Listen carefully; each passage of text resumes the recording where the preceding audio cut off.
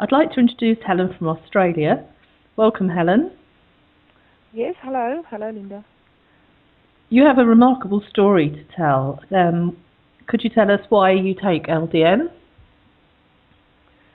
Right. Well, excuse me. I was diagnosed with breast cancer in 2005 and came across LDN in 2007 after I went to a clinic in Switzerland.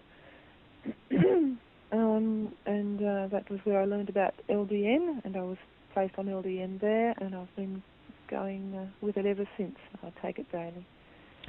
So,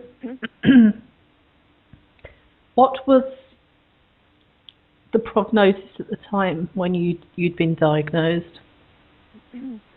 I was diagnosed stage 2B.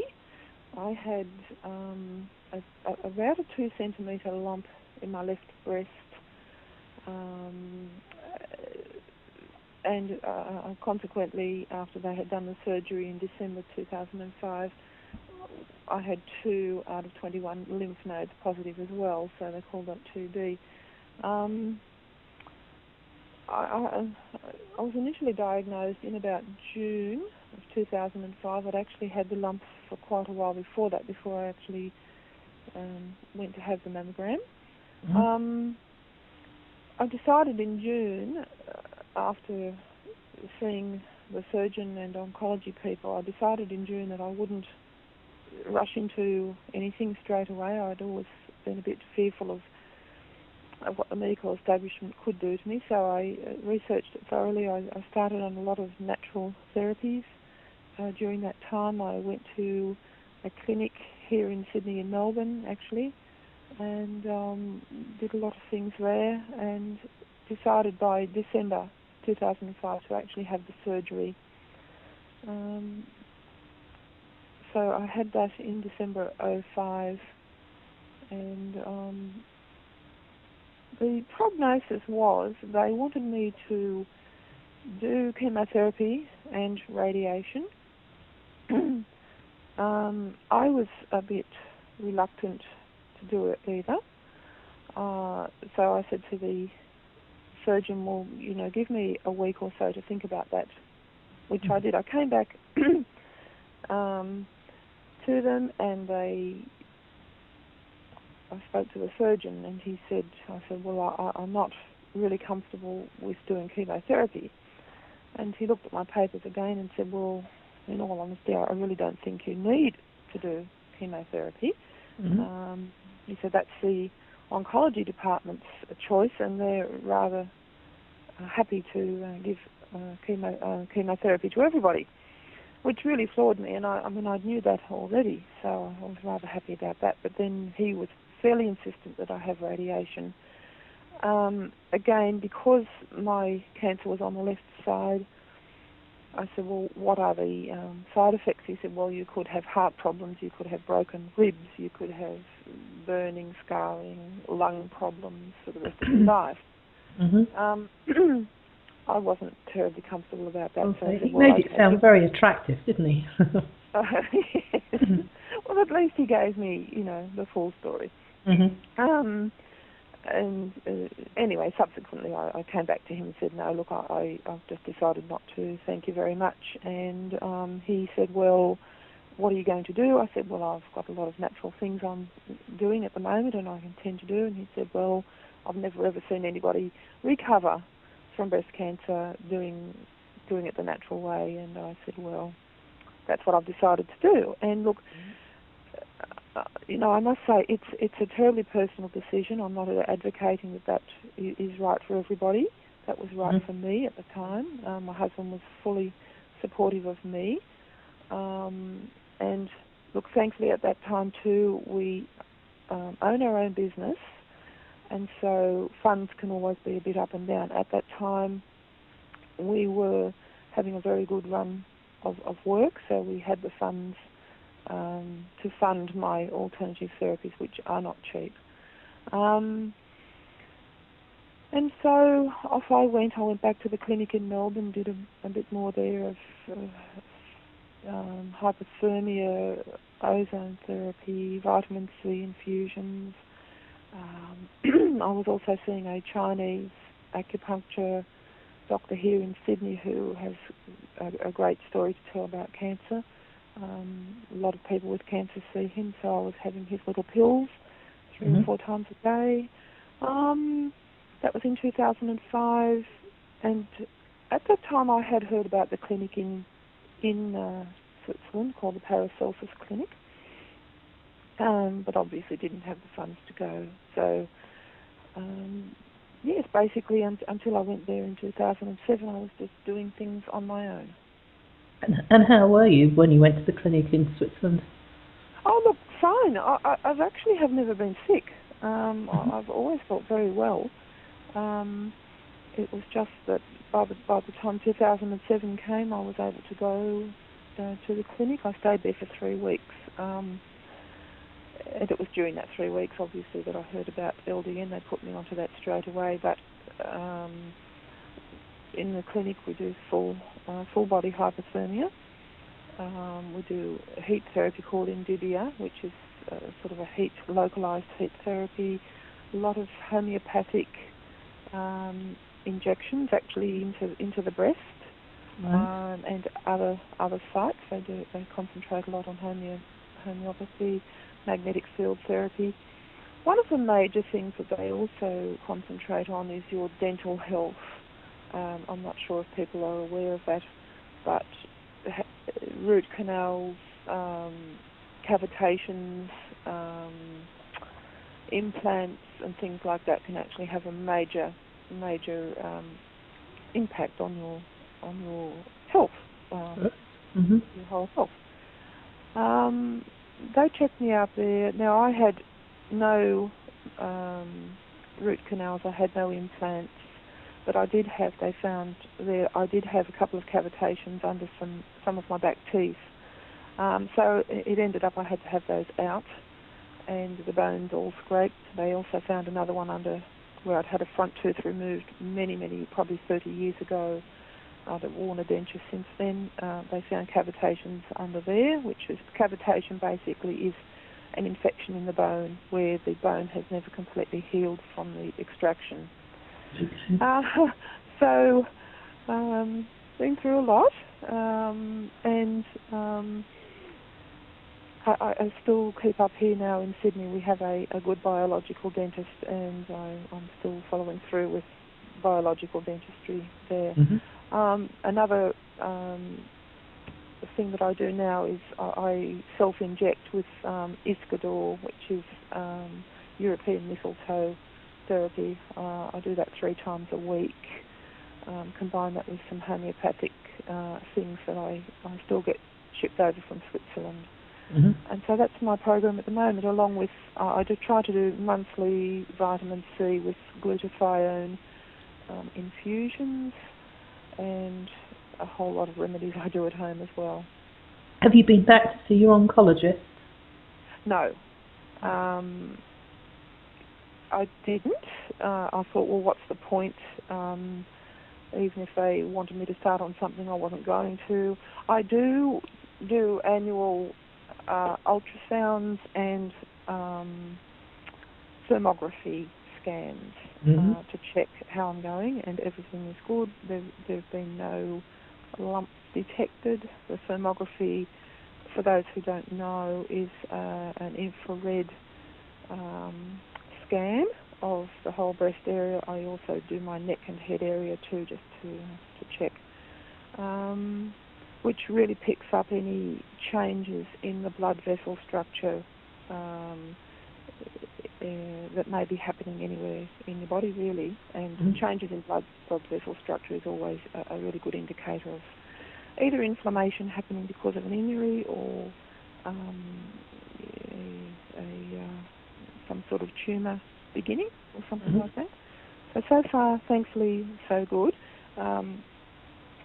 They did want me to, obviously, every time I go in for an ultrasound, they want me to have a mammogram. Now, that's another little thing that I have just sworn to myself I will never have another one again. before I was diagnosed, a year before I was diagnosed actually, I had had a mammogram and nothing showed up. The very next year I had a 2 centimetre lump.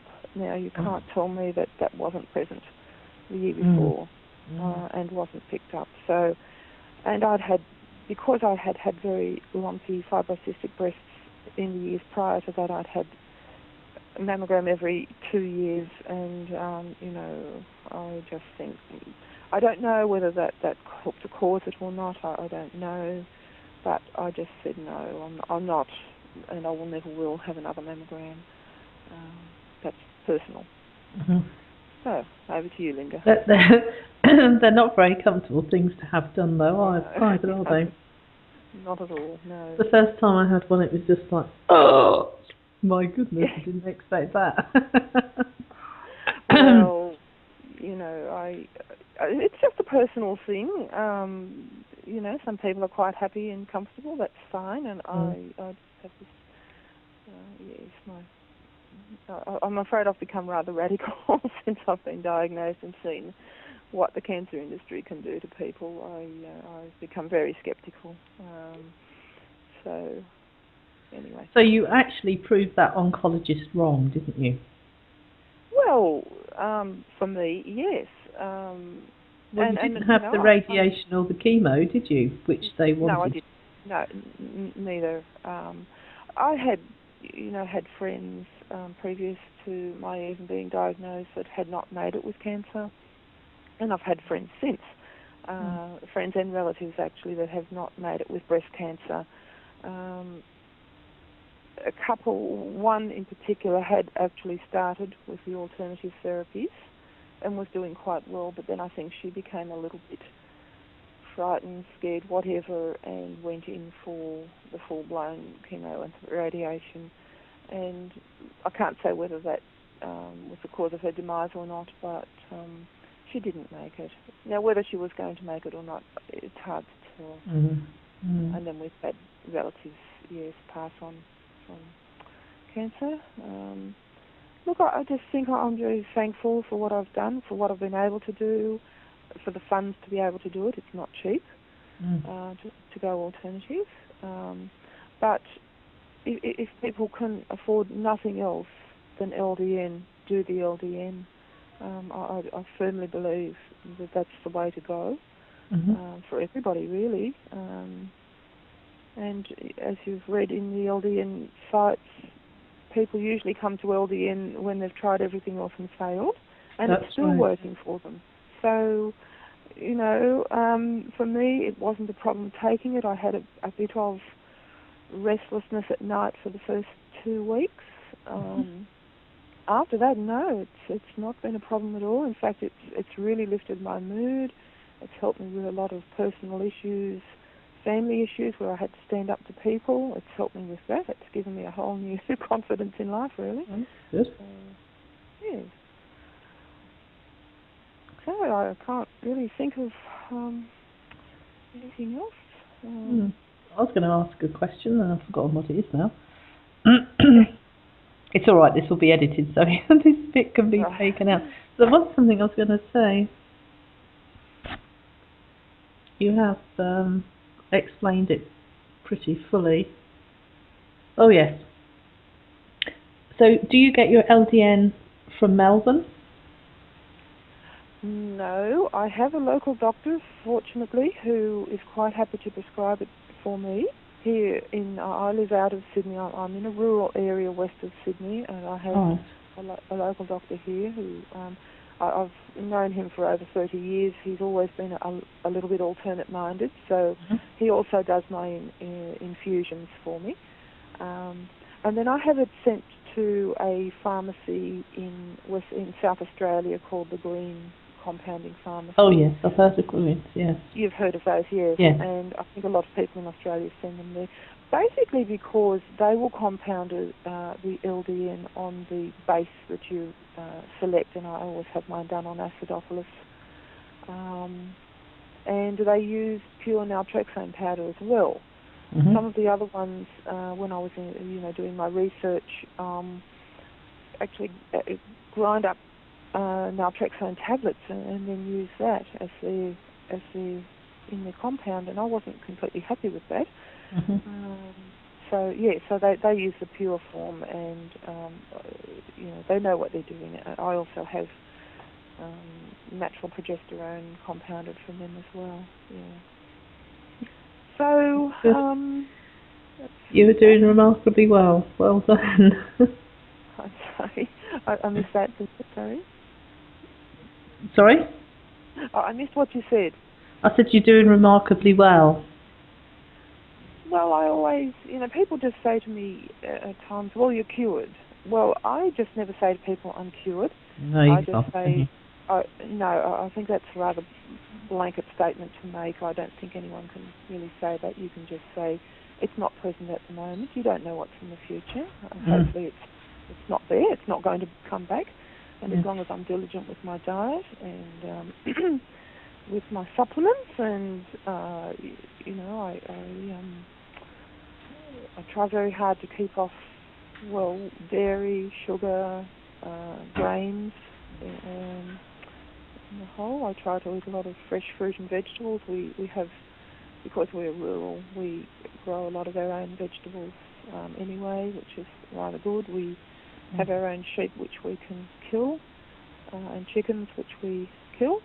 I'm not a huge meat eater either. I just prefer it's just my choice. I just don't like meat very much. So has your diet changed drastically? Look, that's just the strangest thing, because I have always been rather health conscious. Probably ever since I was in my early 20s. I was diagnosed at 49 with the cancer, but I've always tried to have a good diet. I haven't it's just so strange that I got it. But looking back, I can see that I was probably deficient in iodine. I was probably deficient in selenium. We have two very good minerals that we all need and we don't get enough of. Having had fibrocystic breast disease, that really is a good indicator of deficiency of iodine. So now I supplement with iodine and selenium as well. And I'd also had some family problems, which I don't really want to go into too much. Not husband problems. He's been my mainstay. But just other family problems, which, as they say, negative emotions are not good. And it was something that after I'd been to the clinic in Switzerland in 2007, the doctor there picked up pretty quickly, actually, that there were emotional problems going on behind the scenes, and just sort of, because my husband came with me in 2007 and said, look, you both have to go home and sort out these problems, which we did. It wasn't easy at the time, but it's been a huge relief, really, and those problems have resolved themselves since then, so that's rather good. It's not something that's hanging over my head all the time now. I would actually credit taking LDN as giving me the confidence to actually to handle those problems. So anyone out there with emotional problems, it's always good to resolve those too if you can. Particularly for breast cancer, this doctor over there, who was also a psychologist, was telling me that women with breast cancer often have issues with male relatives, be it fathers, husbands, ex-boyfriends, whatever. And that was the case in my case. And yes, we dealt with that. So good. So it's something else to think about. Well, thank you very much for sharing your story with us, and I wish you long success with your different therapies throughout the years, and thank you. Thank you very much. I hope everything stays stable for you. Yes, well, that's always the case. You want to stay stable and you want to keep it away. I just want to wish everybody else the very best with LDN, and those who are thinking about it, don't think about it, just take it. I read the posts every day, and people are saying, what is this, what is that? just don't think of what if. I didn't read all those posts beforehand. I didn't even know about an LDN group before I started LDN. And I think that was probably the best thing. Just get into it.